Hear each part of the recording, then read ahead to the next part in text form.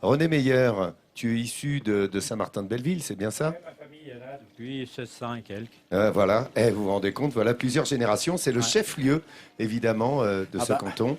Et tu voulais nous en parler, Jean-Cel. C'est la commune mère de toute cette vallée, Saint-Martin de Belleville, Bella Villa, qui ne veut pas dire superbe maison de campagne, hein, mais qui veut dire grand domaine. Et ce, depuis 1258, Saint-Martin de Belleville, qui est un village savoyard à 1400 mètres d'altitude, c'est-à-dire 1000 mètres plus bas que Val Thorens. Et on est accueilli là-bas par de la Lose, par une église baroque. C'est un vrai village de montagne, quoi.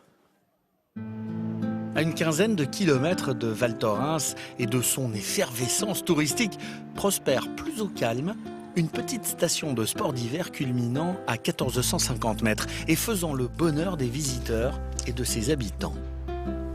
Chef-lieu des environs, riche de par son patrimoine savoyard et son histoire, Saint-Martin de Belleville est une commune méritant le détour à plus d'un titre. Sylvie, elle, ne peut s'empêcher de s'y promener dès qu'elle a un peu de temps. On a une très jolie vue ici, c'est vraiment très beau. Moi, ce qui je trouve intéressant dans un village comme celui-ci, c'est ces maisons qui sont entassées les unes contre les autres. Alors on se promène d'une ruelle à l'autre, on va à la rencontre de la montagne et de ses habitants. Lorsqu'elle flâne dans les hameaux entourant Saint-Martin de Belleville, Sylvie a la joie de découvrir un peu partout des constructions authentiques. Tel ce chalet, vieux d'un siècle, portant dans sa roche le souvenir et l'âme des Savoyards d'autrefois. Là, on a vraiment les matériaux du pays, hein, donc le schiste ardoisier, la pierre locale. Seul défaut de ce schiste savoyard, sa faible résistance aux températures extrêmes. Alors, pour éviter que les constructions ne s'effondrent, les villageois ont eu recours à une technique astucieuse. Ce sont des murs qui étaient fragilisés, donc on enduisait pour isoler et en même temps on cachait une pierre qui risquait de s'effriter, de se déliter. Malgré sa fragilité, ce patrimoine local séduit, et pas uniquement les Savoyards. Depuis les années 80, au moment où la station de ski a vu le jour, de nombreux étrangers sont tombés sous le charme de ces vieilles pierres, au point de venir s'y installer pour de bon. Hey, bonjour. Bienvenue. Allez, entrez. Ce fut le cas pour Hélène. Venue d'Angleterre pour les vacances, elle a eu le coup de foudre pour Saint-Martin de Belleville. Du coup, cette dernière a décidé de mener un projet ambitieux, restaurer et moderniser par ses propres moyens la bâtisse en ayant le souci de préserver l'architecture originelle du lieu. C'est joli. Oui, il y a une nouvelle toiture, mais c'est le vieux bois. De nombreux efforts ayant abouti à un cocon des plus chaleureux, elle trouve ici un véritable havre de paix. Nous aimons vraiment cette combinaison de constructions, dont une partie très ancienne a 120 ans. C'est beau, c'est traditionnel, ça a beaucoup de caractère, et nous avons également cette étonnante station de ski. C'est pourquoi nous avons eu le coup de foudre dès notre arrivée ici. Au-delà de son patrimoine bâti, se rendre à Saint-Martin de Belleville est l'occasion de découvrir un art de vivre des plus épanouissants. Pour s'en convaincre, il suffit de se rendre dans le cœur de la commune. Dans ces charmantes ruelles jouxtant les pistes de ski, on croise des touristes, bien sûr, mais également des enfants du pays, parmi lesquels figure Bruno Suchet. Amoureux éperdu de son village d'enfance, ce dernier n'a jamais imaginé s'éloigner d'ici. Pour lui, Saint-Martin de Belleville a su conserver à travers les années son caractère convivial d'antan, celui d'un petit village savoyard qu'il était autrefois. D'ailleurs, quand il croise l'un de ses copains d'enfance, la discussion se fait comme avant, en patois.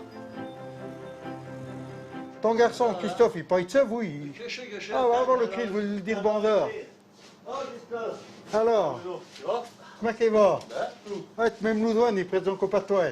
En savoyard, Bruno s'exprime parfaitement, tout comme ce boucher, Serge, et son fils, Christophe, qui est lui aussi un adepte de la langue régionale. De quoi donner un peu plus d'âme à ces produits du terroir, le Beaufort, les saucissons, les jambons. Bruno opte, lui, pour quelques pormonniers et Dio de Belleville, ces saucisses bien connues dans le domaine des Trois-Vallées. Tu vas mettre 6 de chaque, 6 Pormonnier, 6 Dio de Belleville, s'il te plaît. Pour Bruno, faire ses courses ici, dans cette boucherie, plutôt que dans une grande surface, n'est pas seulement l'occasion de déguster de bonnes choses. C'est aussi une manière de favoriser le commerce de proximité. Tous les commerces du village, c'est pratiquement tout tenu par des gens qui sont natifs d'ici. On essaye de toujours se serrer les coudes dans le village, tous travailler ensemble en harmonie pour garder cet aspect un peu authentique dans notre vallée.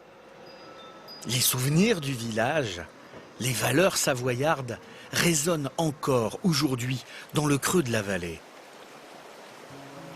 D'ailleurs, bien que Saint-Martin de Belleville se soit quelque peu métamorphosé, il reste un peu partout des traces du passage des aînés.